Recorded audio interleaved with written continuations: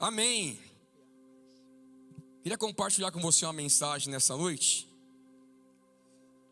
que falou muito ao meu coração nos últimos dias.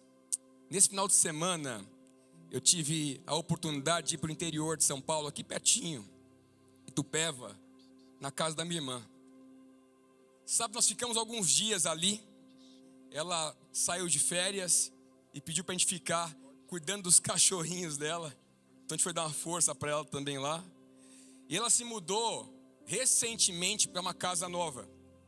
E agora ela mora numa região um pouco mais afastada da cidade, sabe, mais no meio do mato realmente também, com bastante mata ao redor. E uma das coisas principais que a gente percebeu nesses dias que ficamos ali, esse final de semana ali, é a ausência de barulho. A ausência de barulho. Sabe, pode parecer algo comum, mas pra gente que mora em São Paulo, eu, por exemplo, eu moro bem próximo de uma avenida bem movimentada, onde a gente tem que conviver com o som alto de buzina todo dia, às 6 da manhã você acorda assim, buzina, buzina, buzina, motor acelerando também, gente falando alto, cachorro latindo, sabe? É muita coisa ao nosso redor. Essa é a realidade de quem mora na cidade. E a gente acaba tendo que se acostumar com tanto barulho. É natural para nós. A gente aprendeu a conviver com todos esses ruídos que cercam a gente e que se tornaram até normais. Muito barulho, muitos ruídos se tornaram normais para a gente. E quando a gente vai para um lugar como esse, que é o oposto de tudo, onde você vê que o que domina ali é o silêncio e não o barulho, a gente que mora na selva de pedra aqui até estranha. A gente estranha esse silêncio. Eu tive dificuldade de dormir, porque estava muito sem barulho, muito silencioso, esquisito. Nessa noite eu dormi acho que umas 4 horas no máximo também. Não conseguia dormir. Muito silêncio. Só que a grande verdade é que nós temos dificuldade de lidar com o silêncio. Nós não conseguimos lidar com o silêncio, temos dificuldade.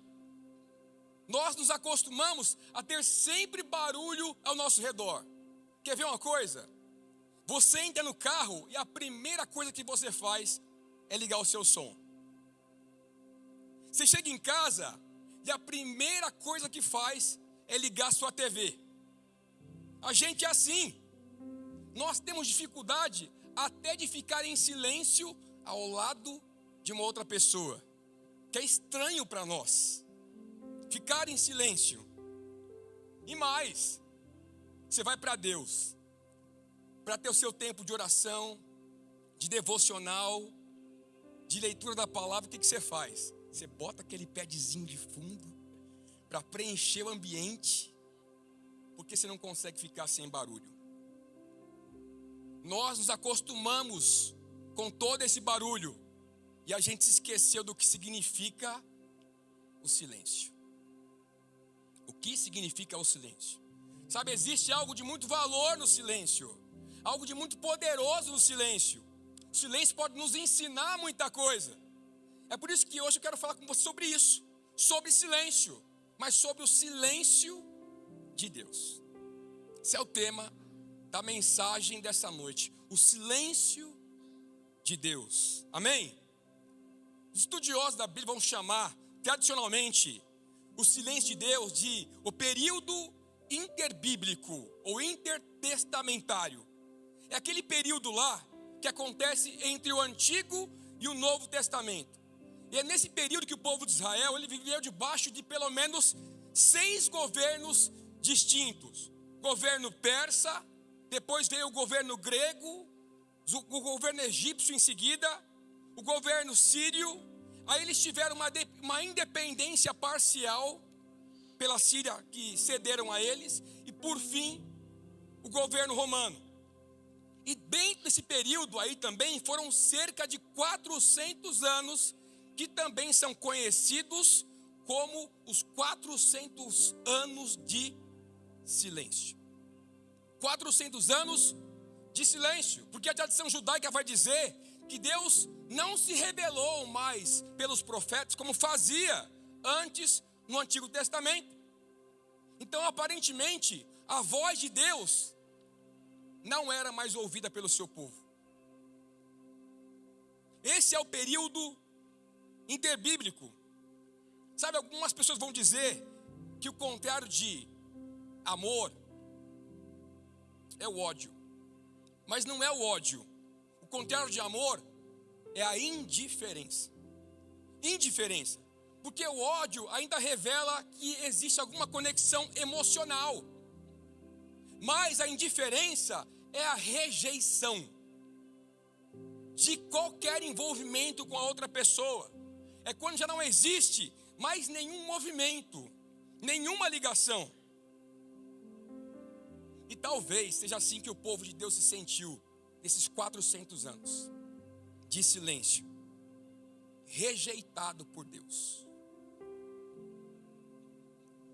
E por causa disso, sem ouvir a voz de Deus, eles estavam perdidos e sem direção. Talvez até questionando a fidelidade de Deus. Meu irmão, preciso te perguntar nessa noite: existe alguma área da sua vida que você se sinta perdido ou sem direção? Alguma área que você não consegue encontrar um caminho? E mais sobre o tal do silêncio. Se eu te perguntasse hoje, o que Jesus tem falado com você, o que você diria? Ou você acha que ele está em silêncio? Se você já se sentiu perdido na sua vida em algum momento, sem direção, talvez essa mensagem seja para você. Abre comigo a sua Bíblia aí, em Salmos 46, verso 1.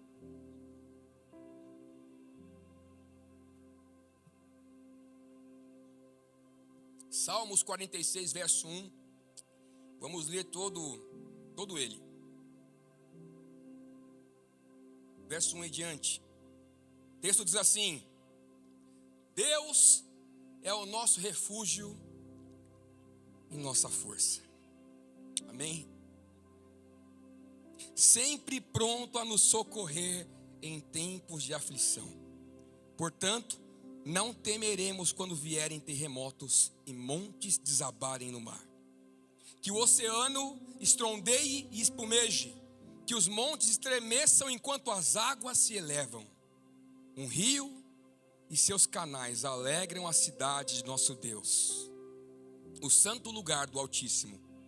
Deus habita nessa cidade e ela não será destruída. Desde o amanhecer, Deus a protegerá. As nações estão em confusão e seus reinos desmoronam.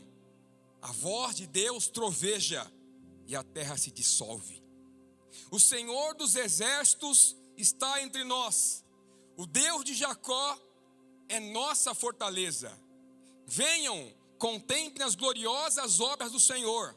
Vejam como ele traz destruição sobre o mundo. Acaba com as guerras em toda a terra. Quebra o arco e parte ao meio a lança. E destrói os escudos com fogo.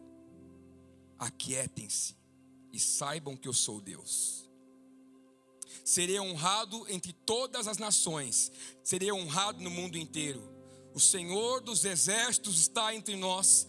O Deus de Jacó é a nossa fortaleza. Até aí. Esse é um dos salmos que eu mais amo. Que eu constantemente repito ele nas minhas orações também.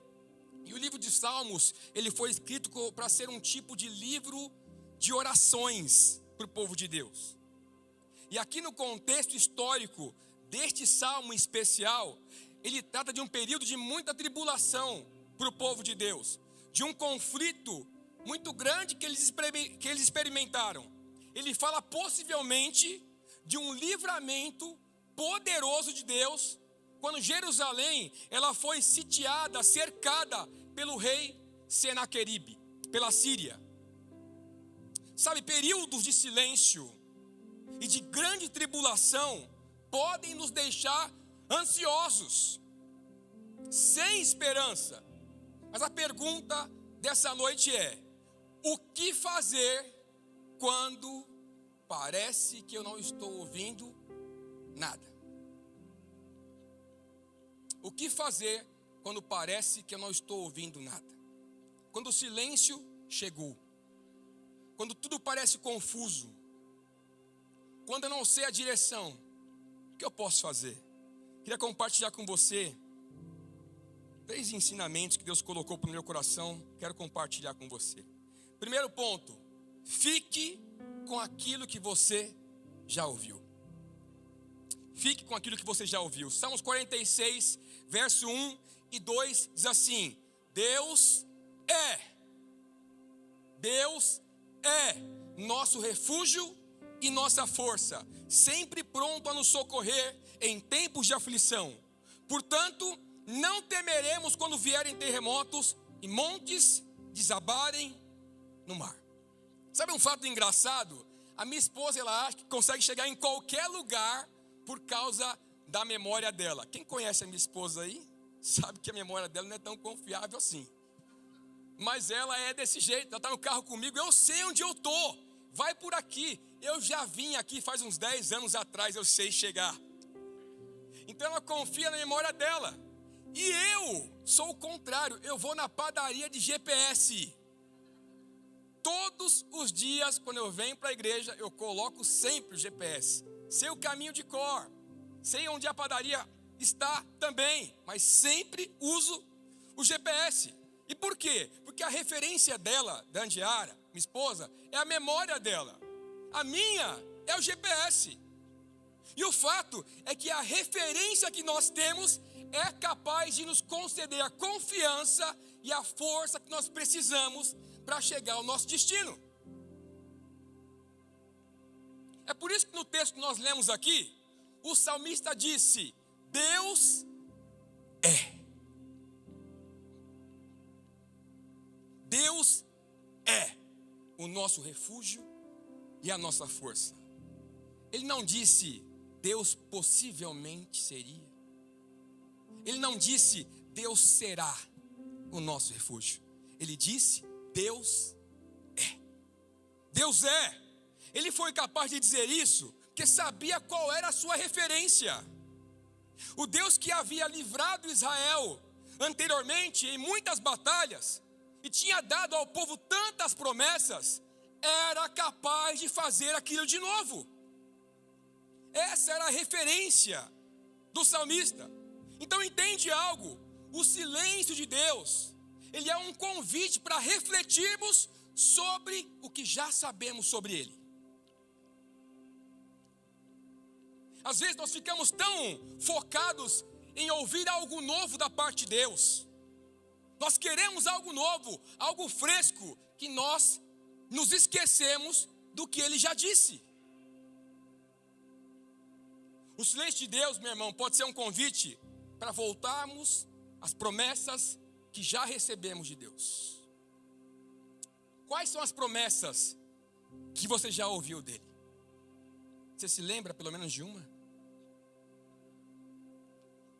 Quais são as promessas de Deus para você? Quais foram as coisas que você já ouviu do Senhor? Quais foram as experiências que já teve com Ele? Quais as revelações que já recebeu? Tudo isso é a nossa referência. Lamentações 3, verso 21 ao 24, diz assim: Todavia, lembro-me também do que me pode dar esperança.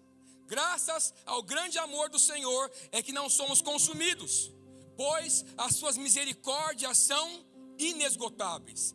Renovam-se cada manhã, grande a sua fidelidade. Digo a mim mesmo: a minha porção é o Senhor. Portanto, nele porei a minha esperança. Meu irmão, como é que o profeta se diz encorajado e cheio de esperança? Ele se lembra. Ele se lembra do grande amor do Senhor.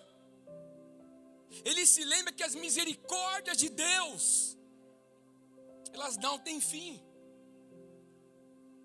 Ele se lembra que o amor de Deus é renovado a cada manhã. Ele se lembra que Deus é fiel. Do que você precisa se lembrar, meu irmão? Do que nós precisamos nos lembrar nessa noite? Sabe? Nós precisamos nos lembrar que em tempos de silêncio, Deus continua nos amando. Amém? Que em tempos de silêncio, você e eu ainda podemos contar com a sua misericórdia. Que em tempos de silêncio, não importa se você não está ouvindo nada, Deus continua fiel. Amém, amém. Deus continua sendo fiel.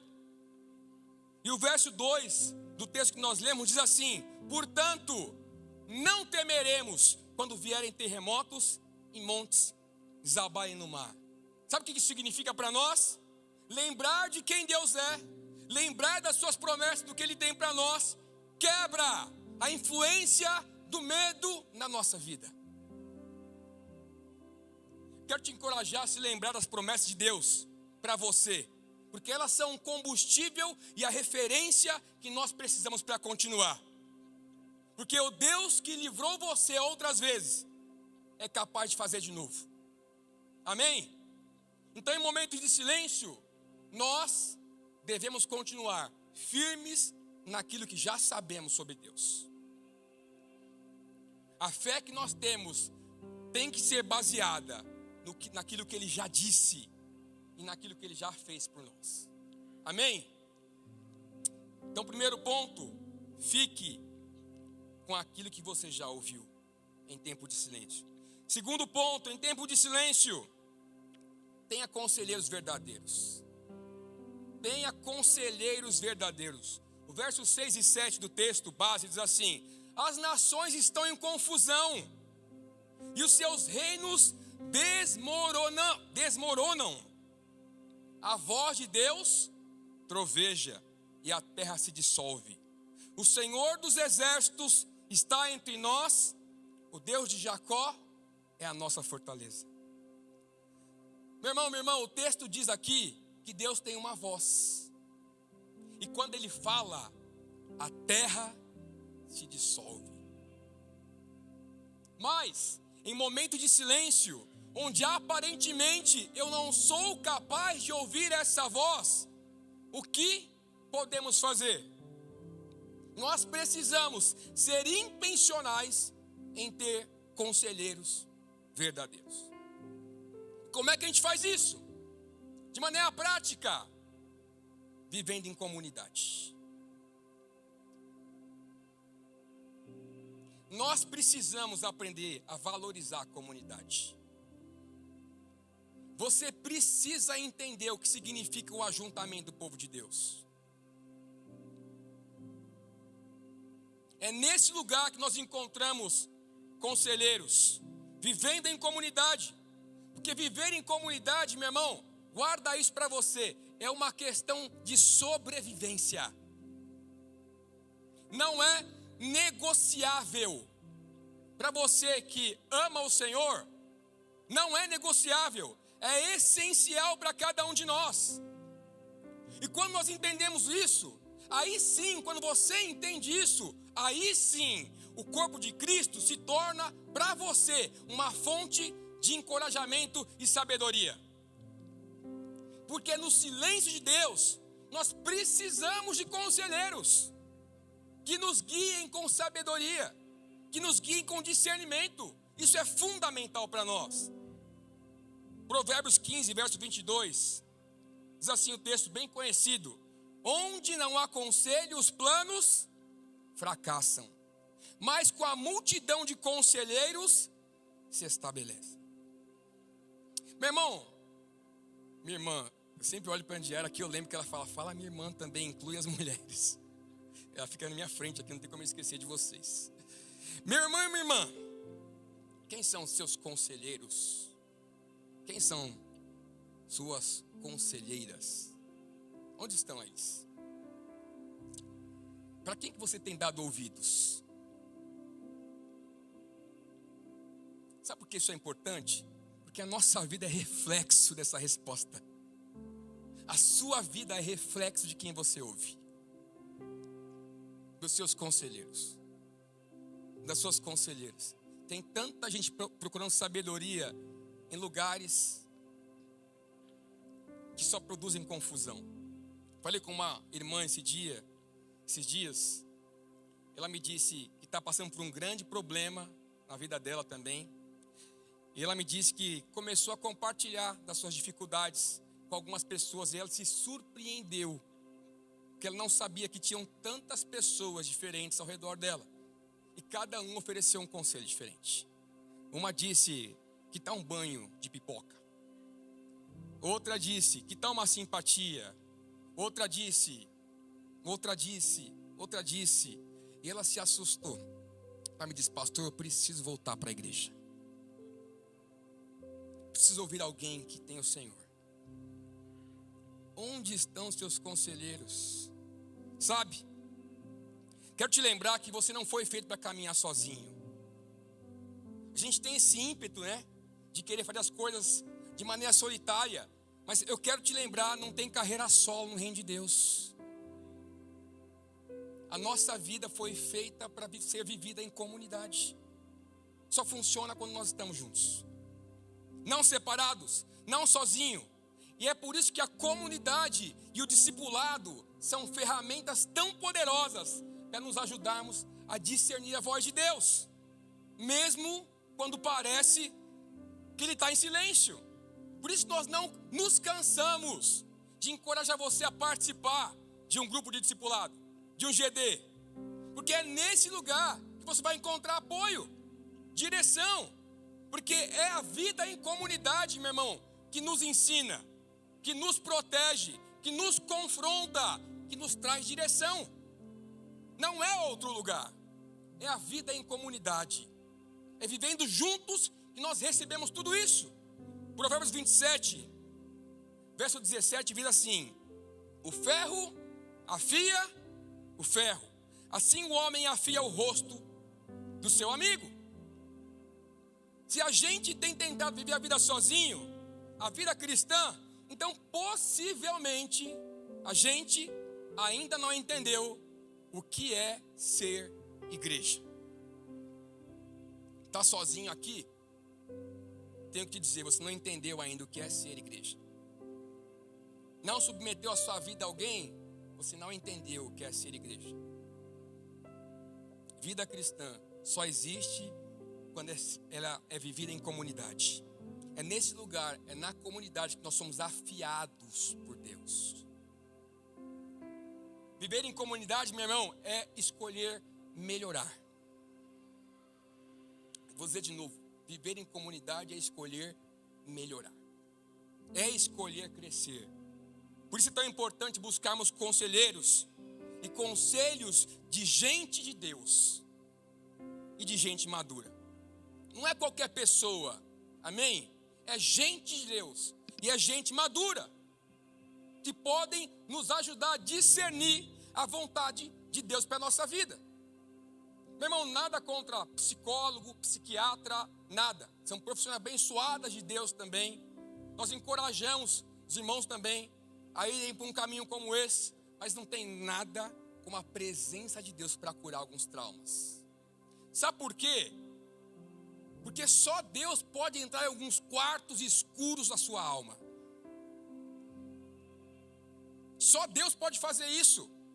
Tem alguns lugares que o conselho humano não transforma, mas Deus pode fazer. Então nós precisamos de gente de Deus e gente madura. Sabe o que isso quer dizer? Lembra que nós falamos? Deus tem uma voz. Amém? Deus tem uma voz. Ele quer usar essa voz na boca de outras pessoas para falar com você, para falar comigo. Amém? Entende uma coisa? Existem coisas na nossa vida que Deus não vai fazer, Ele não vai permitir, enquanto a gente não entender que nós precisamos uns dos outros. Teve momentos na minha vida que sabe, você está ali pedindo para Deus fazer alguma coisa, só que você está sozinho, no seu quarto, no seu devocional, lutando ali em oração, clamando, até por uma cura também. Aí de repente um irmão ora por você e tudo acontece. Por que será? Porque a oração daquele irmão funciona mais do que a minha? Não. É porque Deus quer revelar o que significa comunidade. Eu faço quando você entende o que significa uns aos outros. Então tem coisa que Deus só faz quando nós entendemos isso. E é nesse lugar de compartilhar a nossa vulnerabilidade que nós experimentamos milagres. Você precisa falar. Vou dizer, você precisa falar. Pastor Elton comentou pela manhã também que nós começamos aqui, falou agora também, né? Nós retornamos com as reuniões do Brave. E homem tem dificuldade para falar, né? Mas meu irmão, se você não falar, você vai ficar doente. É para isso que essas rodas que nós temos funcionam. Para você abrir o coração, para compartilhar aquele peso que você não quer colocar sobre a sua esposa, sobre os seus filhos, mas que você carrega. Então você precisa ter um ambiente para ser vulnerável. Nós precisamos entender o que significa cura através da comunidade. Amém? Então quero te encorajar a participar disso também. Não somente dos grupos de discipulado, mas de toda e qualquer iniciativa que nós temos para promover saúde na igreja. Amém? Mas também quero te dar um alerta. Cuidado para não cair na tentação de procurar apenas os conselhos que você quer ouvir. Que eu já vi isso acontecer bastante. Ele até usa esse versículo aqui. Estou na multidão de conselheiros. Mas o que ele está procurando é ouvir o que ele quer ouvir. E ele para de procurar conselheiros quando ele encontra aquele que queria dizer o que ele queria ouvir. Então cuidado, meu irmão, em procurar esse tipo de conselho, que pode te levar para um caminho mais difícil ainda, porque está baseado nos seus sentimentos, decisões baseadas nos seus sentimentos, e não na verdade da palavra de Deus. Amém? Então quero te encorajar, se você por acaso olha para você e diz, Deus parece que está em silêncio. Se esse é o teu sentimento hoje, tenha conselheiros verdadeiros. Quem são os seus conselheiros? Levanta a mão quem participa de um GD aí. Levanta a mão para me ver. Amém, a maioria de nós. Agora quem não levantou a mão, corre para um GD. E vou dizer mais, você que levantou a mão, que diz que participa, mas que pouco vai, eu sei. Eu recebo informações, irmão, valiosas. Toma vergonha na sua cara. De verdade. Porque eu recebo ficha, às vezes, sabe, de quero fazer esse curso aqui. Os caras escrevem lá, pastor Elton, participo do GD do Oliver Dandiara. O cara nunca foi. Só porque recebeu uma ligação minha, ele fala que agora é do meu GD. Isso. Só eu que não sei, só o Elton que não sabe que você faz parte do nosso GD. A Carol e o Rafa, pastor Ivan. Então, em nome de Jesus, quando a gente usa em nome de Jesus, fica mais sério, né? Em nome de Jesus, toma vergonha na sua cara. E começa a participar ativamente de um GD. É para a sua saúde. Amém? E terceiro e último ponto para terminarmos aqui, quando Deus está em silêncio, o que fazer? Não se esqueça da palavra de Deus. Salmos 46, verso 10 e 11 diz assim: aquietem-se e saibam que eu sou Deus. Serei honrado entre todas as nações, serei honrado no mundo inteiro. O Senhor dos exércitos está entre nós. O Deus de Jacó é nossa fortaleza. Guarda isso, meu irmão. Mesmo que a gente sinta que Deus está em silêncio, a sua palavra permanece. Amém? E diante da ansiedade do nosso coração, da insegurança, do medo que nós sentimos, sabe o que o Senhor ordena por meio da tua palavra? Aquietem-se. É uma ordem direta para a nossa alma. Aquietem-se. É uma ordem direta para as nossas dúvidas. Aquietem-se. É uma ordem direta para todo sentimento de injustiça que você sente. Aquietem-se. Aquietem-se. Sabe por quê? Tem muito barulho nesse mundo. Tem muita gente falando. Tem muita informação chegando. Tem muitas opiniões sendo ditas. E para ouvirmos a voz de Deus, aquietem-se. Nós precisamos nos aquietar. Talvez o motivo de acharmos que Deus está em silêncio é porque nós temos dado a nossa atenção para coisa demais. E é isso que a palavra de Deus faz conosco, sabia disso? Sabe o que a palavra de Deus faz conosco? Ela faz o barulho parar na nossa alma. Ela reposiciona, meu irmão, o nosso coração. É o que a palavra faz conosco. Ela nos leva ao arrependimento.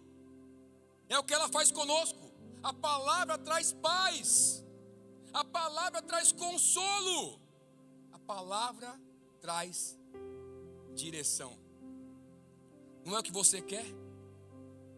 Direção para a sua vida? É isso que a palavra de Deus faz conosco. Porque nós podemos até imaginar que Deus está em silêncio, mas a palavra de Deus ainda está falando. Amém? Você deve ter ouvido esse termo, modernidade líquida. Quem já ouviu esse termo? Modernidade líquida. Esse é um termo associado a um sociólogo polonês chamado Zygmunt Bauman, para definir o que? O tempo que nós vivemos hoje. Essa era pós-moderna, onde tudo parece que não foi feito para durar. Os relacionamentos não duram mais. Meu irmão, você vê cara casando. E ele casou igual todo mundo, dizendo que temia a Deus, tá? Ele casou, tendo a igreja como testemunha, tendo Deus como testemunha. E ele disse para sua futura esposa tudo que ele faria por ela. E vice-versa. E 2 anos depois, acabou. Teve um dia que eu ouvi assim de um casal que estava divorciando o seguinte: os nossos sonhos mudaram. O que aconteceu com a gente? É a modernidade líquida entrando na igreja. A aliança mais poderosa que Deus fez para nós na terra, e a gente negocia por qualquer coisa. Sabia que os divórcios não param de aumentar?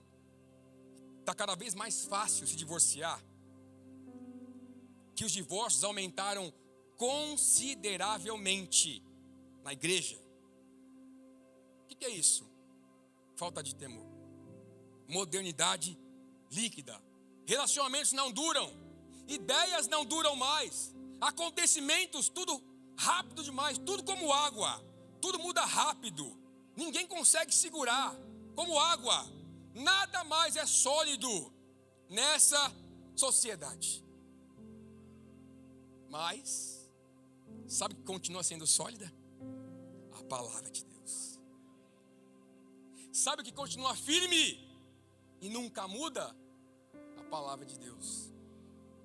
Mateus 24, verso 35 diz assim: o céu e a terra passarão, mas as minhas palavras não passarão. Meu irmão, a palavra de Deus, ela é eterna. E mesmo em períodos de silêncio, a palavra de Deus permanece como o nosso fundamento sólido e o nosso guia. Sabe, Deus pode não estar falando com você de maneira audível. Sabe por quê? Porque Ele já falou tudo o que nós precisávamos saber por meio da sua palavra. Amém? Ele já falou tudo que você precisava saber. É só você abrir a sua Bíblia. Sabe vergonha alheia? Já sentiu isso? Vergonha alheia?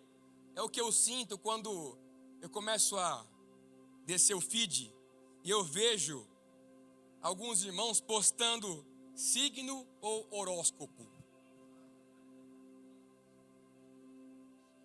nas redes sociais. Oi, pastor. E o pastor diz que ele é Libra, então ajuda ele. Eu acho que eu sou Sagitário, pelo que eu lembro ainda. Meu irmão, a pessoa tem a palavra de Deus, mas ela escolhe guiar a sua vida pelo que ela vê nos signos ou no horóscopo. Você entende isso? Sabe, para você que talvez reage assim, você é esse tipo de crente talvez, que coloca a sua fé em qualquer outra coisa. Meu irmão, toda vez que a gente atribui a quem não é Deus o poder que Deus tem, nós estamos pecando. Você entendeu o que eu falei? Nós estamos pecando. É sobre colocarmos a fé no lugar errado. Por isso, queridos, mesmo no silêncio, a Bíblia precisa ser a nossa âncora. Quando tudo parece difícil. Alguém já passou por isso? Você não tinha mais nada, mas você tinha a palavra. Alguém já passou por isso, meu irmão? Você não tinha mais nada, mas você abria a Bíblia.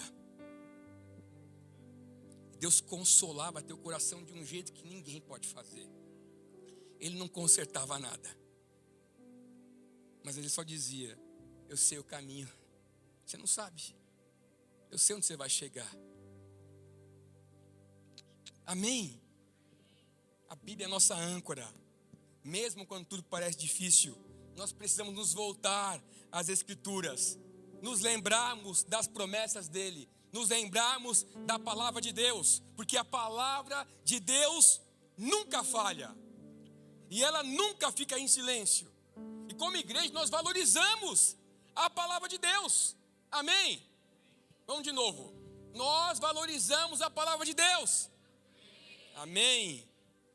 Nós acreditamos que todo crente tem que procurar conhecê-la profundamente. Nós acreditamos que todo crente tem que conhecê-la profundamente. Amém? Porque toda a vontade de Deus para a sua vida passa pela palavra de Deus. Amém? E é por isso que nós estamos retomando a nossa escola bíblica dominical. A Relevance School. Começa quando? Próximo domingo, 3 de agosto. A gente tem um dos nossos professores, levanta aí, japonês, Paulinho, lindo. Ali ó, é ele. Sabe mais ou menos, vamos dar uma chance pro moleque, né meu? Vamos dar uma chance para ele, seu professor. Não, nós temos um time muito especial. O Paulinho, ele está liderando esse projeto, junto com outros irmãos muito maduros também. Então nós queremos encorajar você, meu irmão, a participar também. Você tem essa semana para fazer a sua inscrição. Eu quero te dizer, já tem muita gente, só falta você, tá? Nós já temos uma turma de 60 pessoas. E eu estou te perguntando, cadê você ali? Amém? Sabe por quê? Se você está surdo para Deus, a Bíblia não está. Então você tem que participar. Salmo 109, verso 105 diz assim: a tua palavra é lâmpada para os meus pés e luz para o meu caminho. Vamos ler junto esse texto? 1, 2, 3. A tua palavra é lâmpada para os meus pés e luz para o meu caminho. Amém? Quero terminar dizendo algo para você. Talvez o silêncio de Deus que você sente agora seja um convite para nós estarmos mais atentos à voz dele. Sabe, nós não podemos permitir que a pressa que nós temos, o barulho desse mundo, os nossos próprios desejos nos tornem surdos para Deus. E às vezes é isso que está acontecendo. Guarda uma coisa: nós precisamos aprender a ouvir a Deus no silêncio. Já percebeu como o seu tempo de oração é um monólogo? Você entra lá e só despeja tudo que você quer falar e sai correndo. Sabe quando você ouve a Deus? Aquietem-se. Você tem que aprender a ficar em silêncio diante de Deus. Você tem que aprender a esperar Ele falar. Então quero te encorajar no seu tempo devocional. Sei que tem ali a vida bem cronometrada. Inclua esse tempo. Amém? Não, pastor, eu tenho 30 minutos por dia. Beleza, você vai orar 15. Os outros 15 você vai esperar. Vai ficar em silêncio, procurando ouvir a voz de Deus. E meu irmão, depois que você ouve a voz de Deus, ela se torna inconfundível. Você sabe quando é Deus falando. Você sabe quando é Deus falando no seu tempo devocional. E sabe quando Ele usa a boca de alguém também. Amém? Nós precisamos aprender a descansar na presença dEle e a confiar que Ele nunca nos abandona. Porque o silêncio de Deus muitas vezes não significa que Ele está ausente. Sabia disso? Quero terminar aqui dizendo isso para você. O silêncio não significa que Ele está ausente. Deus pode estar em silêncio porque Ele está sempre agindo nos bastidores. Ele está sempre trabalhando no nosso coração. Ele está sempre preparando o terreno para algo maior. Repete comigo assim: o melhor de Deus está por vir. Amém? Sabe como isso é verdade? Sabe o que aconteceu ao final dos 400 anos daquele silêncio profético? Deus Pai entregou o seu Filho Jesus.